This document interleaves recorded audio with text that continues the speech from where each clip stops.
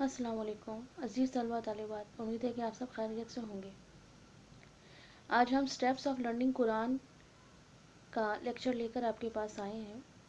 قرآن مجید کو سمجھنے کے کتنے اسٹیپس ہوتے ہیں، ہمیں ان کا جاننا اور سیکھنا بہت ضروری ہے۔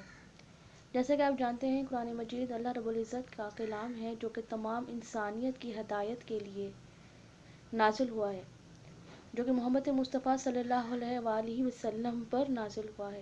نبی صلی اللہ علیہ وآلہ وسلم قرآن مجید کی چلتی پھرتی عملی تفسیر تھے۔ قرآن سمجھنا کیوں ضروری ہے؟ کیا صرف قرآن مجید کی ریڈنگ کرنا کافی ہے؟ یعنی تلاوت کرنا؟ قرآن مجید کو سیکھے بغیر، سمجھے بغیر آپ اس پر عمل کیسے کریں گے؟ اور جب تک آپ قرآن مجید کی اہمیت کو نہیں سمجھیں گے، قرآن آپ کے لیے صرف ایک کتاب ہے۔ لیکن قرآن مجید کو سمجھے بغیر ہم اس دنیا میں تو کیا، آخرت میں بھی کامیاب نہیں ہو سکتے۔ آخرت میں کامیابی اور اس دنیا میں کامیابی کے لیے ضروری ہے کہ قرآن مجید کو سمجھا جائے اور اس پر عمل کیا جائے اور دوسروں کو اس کی دعوت دی جائے۔ قرآن مجید کو سمجھنے کے جو کچھ سٹیپس ہیں، ان میں سب سے نمبر 1 ہے جاننا، یعنی قرآن مجید کو پڑھنا یا سننا، اور دل میں یہ تصور لانا کہ اللہ نے قرآن میں مجھ سے خطاب کیا ہے، یعنی ابن آدم سے۔ قرآن مجید کا سمجھنے کا جو دوسرا سٹیپ ہے وہ ہے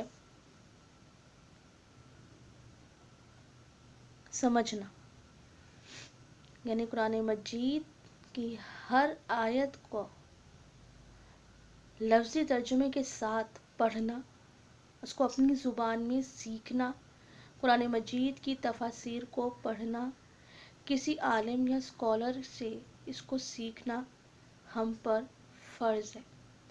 نمبر 3 غور و فکر کرنا، یعنی قرآن مجید کو دل کے احساس کے ساتھ پڑھنا، اس کو سمجھنا۔ قرآن مجید میں اللہ تعالیٰ بار بار کہتے ہیں کہ صرف عقل والے ہی اس پر غور و فکر کریں گے، یعنی اس پہ غور و فکر وہ کرے گا جس سے اللہ راضی ہوگا، ورنہ قرآن کی آیتوں کو سطحی طور پر پڑھنا ہمارے لیے مناسب نہیں، بلکہ قرآن مجید کو سمجھنا اور اس پہ غور و فکر کرنا ہمارے لیے بہت ضروری ہے۔ اور اس کا آخری سٹیپ ہے عمل کرنا۔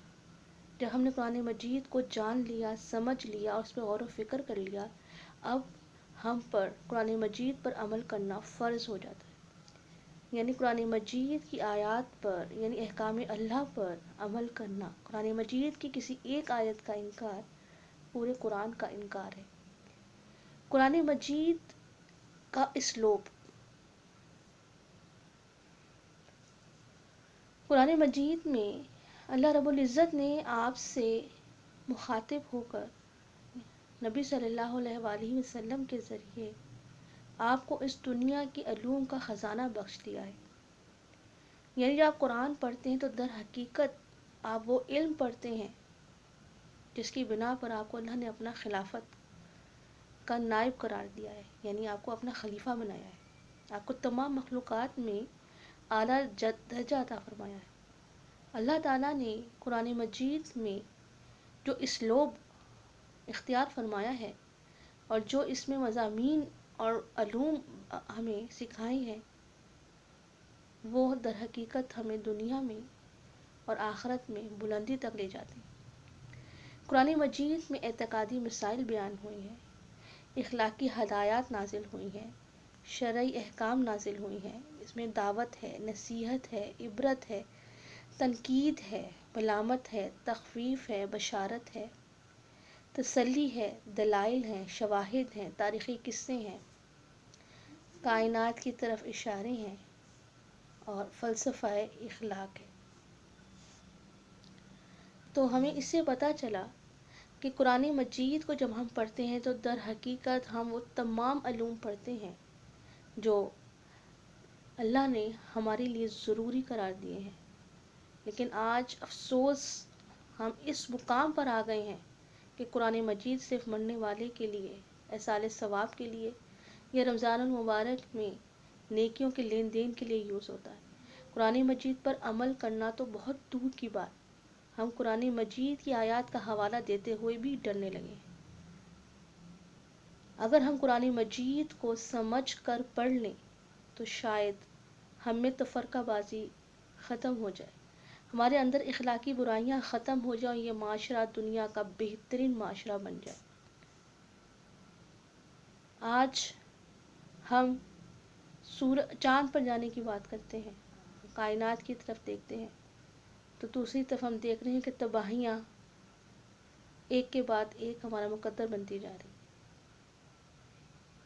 جدید سائنسی علوم در حقیقت قرآن ہی سے نکلے ہیں۔ آج ہم قرآن کو تھام لیں تو شاید اللہ رب العزت ہمیں ان اندھیروں سے نکال دے جس کی طرف ہم خود کو دھکیل رہے ہیں۔ امید ہے کہ طلباء طالبات آپ کو قرآن مجید کی اہمیت کا اندازہ ہوا ہوگا، اور اب ہم قرآن مجید کو سمجھیں گے اور اس میں تمام نازل ہوئے ہوئے علوم کو سیکھنے کی کوشش کریں گے، اور اللہ سے اس کی توفیق مانگیں گے کہ اللہ ہمیں ان لوگوں کا راستہ دکھانا جن پر تو نے انعام کیا، یعنی جن پر تیرے علوم نازل ہوئے اور انہوں نے نہ صرف اس کو سیکھا بلکہ اپنی زندگیوں میں اس کو اپنے عمل کا حصہ بنایا۔ اللہ ہمیں ان میں شامل کرے، آمین، جزاک اللہ۔